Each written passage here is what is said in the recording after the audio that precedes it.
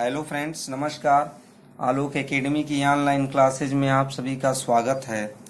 दोस्तों, हम पढ़ रहे हैं मैथ क्लास 10th प्रश्नावली 1.2 क्वेश्चन नंबर 2।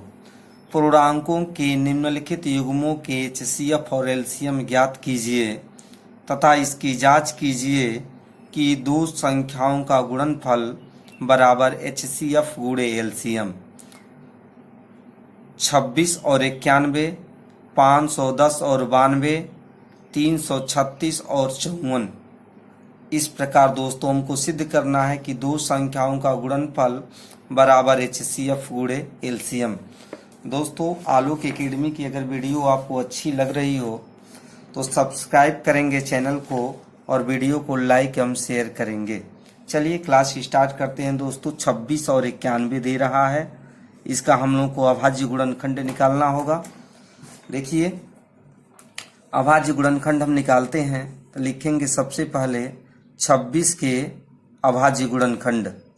26 के अभाज्य गुणनखंड, अभाज्य गुणनखंड तो इसको इधर कर लेते हैं दोस्तों। 26 से 2 से कटा लेंगे, 13 हो जाएगा और 13 एकम 13 हो जाएगा। अर्थात 26 के अभाज्य गुणनखंड 2 गुणे 13 हो जाएगा। अगला दे रहा है 91 के अभाज्य गुणनखंड। क्या दे रहा है दोस्तों? 91 के अभाज्य गुणनखंड दे रहा है। अभाज्य गुणनखंड तो ये आपका हो जाएगा 91 का अगर करते हैं तो ये 7 से कटता है दोस्तों। 13 सते 91 और 13 13 से कटेगा, अर्थात 7 गुणे 13 हो जाएगा। अब ध्यान दीजिए, सबसे पहले हम एचसीएफ निकालते हैं। एचसीएफ कैसे निकलता है? जो दोनों में उभयनिष्ठ है अर्थात कॉमन है दोस्तों, वही हमारा एचसीएफ होगा। तो दोनों में क्या कॉमन है? 13 कॉमन है दोस्तों। एलसीएम कैसे निकालते हैं? एलसीएम दोनों में कॉमन वाला तो लिखवे करेंगे दोस्तों, जो छूट रहा है उसको भी लिखेंगे। 2 हो जाएगा, फिर इसमें क्या हो जाएगा? 7 हो जाएगा, और उसके बाद 13 कॉमन था ही तो आपका 13 हो जाएगा। तो इस प्रकार से 7 दूनी 14 और 14 में अगर 13 का अगर गुणा करते हैं दोस्तों तो ये हमारा होगा 182 हो जाएगा। अब हम लोग को क्या करना था? दोनों संख्याओं का गुणनफल अर्थात पहली संख्या गुणे दूसरी संख्या बराबर एचसीएफ गुणे एलसीएम। यही हम लोग को सिद्ध करना था। पहली संख्या दोस्तों 26 है, 26 हम लिख देंगे। दूसरी संख्या क्या है? 91 है, तो 91 लिख देंगे। एचसीएफ आपका 13 हो गया और एलसीएम आपका 182 हो गया। अगर गुणा करते हैं दोस्तों इनका, तो इसका गुणा आ रहा है 2366 और इधर भी गुणा करेंगे तो इतना ही आएगा दोस्तों 2366, अर्थात LHS बराबर RHS। इस प्रकार से हमारा दोनों संख्याओं का गुणनफल बराबर एचसीएफ गुणे एलसीएम ये प्राप्त हुआ दोस्तों। ये रहा पहला प्रश्न। अब दूसरा प्रश्न देखते हैं दोस्तों। दूसरा प्रश्न ये दे रहा है 510 और 92। तो 510 और 92 ठीक इसी प्रकार जिस प्रकार हमने पहला प्रश्न हल किया उसी प्रकार फिर हम लिखेंगे कि 510 के अभाज्य गुणनखंड। क्या लिखेंगे दोस्तों? 510 के अभाज्य गुणनखंड ये आपका हो जाएगा 510 के अभाज्य गुणनखंड बराबर, इधर कर देते हैं दोस्तों 510 के अभाज्य गुणनखंड 2 से कटाएंगे तो ये आपका हो जाएगा 2 दूनी के 4, 2 पचे 10, 2 पचे 10। फिर 3 से कटाएंगे, 3 बटे 24, 3 पचे 15, ये 17 हो जाएगा दोस्तों। 17 पचे 85 है, ये 17 से कटेगा। इस प्रकार से आपका आया 2 गुणे 3 गुणे 5 गुणे 7। इस प्रकार से दोस्तों ये हमारा अभाज्य गुणनखंड आया। 92 का भी निकालेंगे इसी तरह से। 92 के अभाज्य गुणनखंड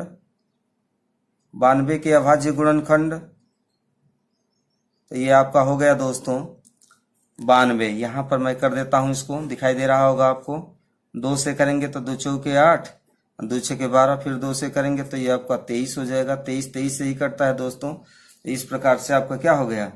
2 गुणे 23 हो गया। क्लियर हो गया दोस्तों। अब हम क्या करने वाले हैं, इसका HCF निकाल रहे हैं। क्या निकाल रहे हैं दोस्तों, HCF। तो HCF देखिए कौन कॉमन हो रहा है, एक ये कॉमन हो रहा है और बस 2 ही कॉमन हो रहा है दोस्तों।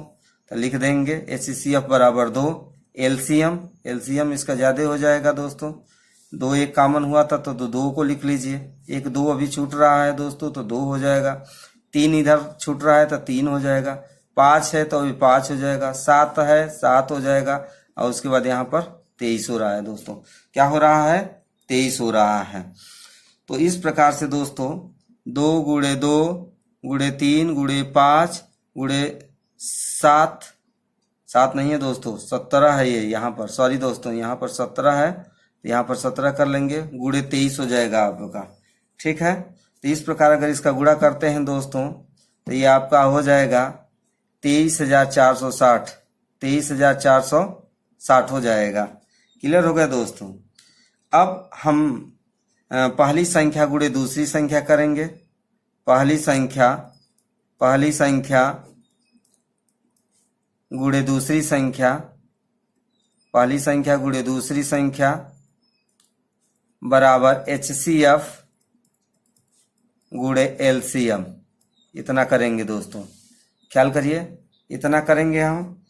तब उसके बाद क्या होगा कि पहली संख्या हमारी कितनी थी, 510 था, दूसरी संख्या 92, HCF कितना आया हमारा, 2 आया, LCM कितना आया, 23,460 आया दोस्तों, 23,460। अगर इसका हम गुणा करते हैं तो ये आ रहा है 46,920, गुणा कितना आ रहा है, 46,920, इधर भी उतना ही गुणा करेंगे तो आ रहा है दोस्तों 46,920। साथ LHS बराबर RHS, यानी पहली संख्याओं का गुणनफल बराबर HCF गुणे LCM। यही हम लोगों को क्या करना था दोस्तों, करना था।